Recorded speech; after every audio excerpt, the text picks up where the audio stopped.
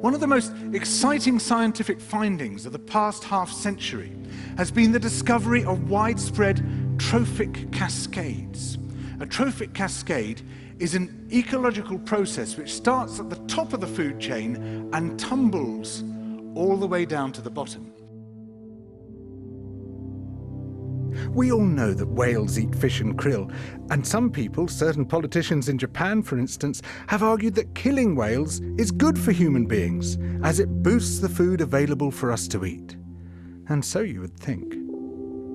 But as the great whales declined, so did the numbers of fish and krill. It seems counterintuitive. Surely their numbers would rise as their major predators disappeared. But it now turns out that whales not only eat these animals, they also keep them alive.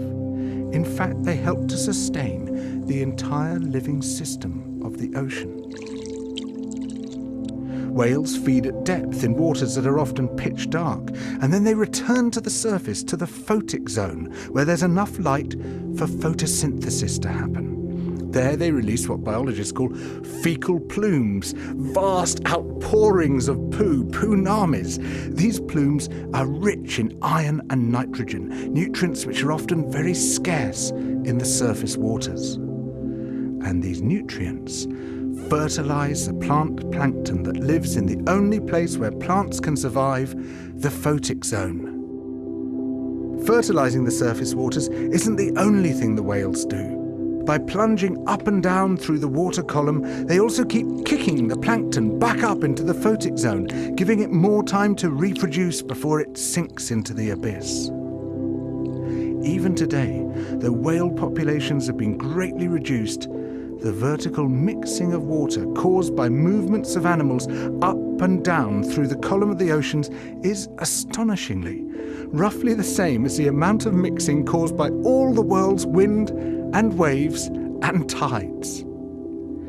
More plant plankton means more animal plankton, on which the larger creatures then feed. In other words, more whales means more fish and krill.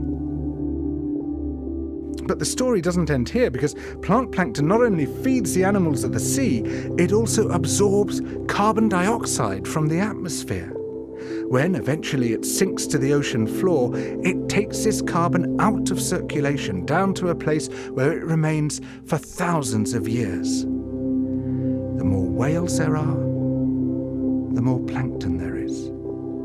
The more plankton there is, the more carbon is drawn out of the air. When whales were at their historical populations, before great numbers of them were killed, it seems that they might have been responsible for removing tens of millions of tons of carbon from the atmosphere every year. Whales change the climate. The return of the great whales, if they're allowed to recover, could be seen as a benign form of geoengineering.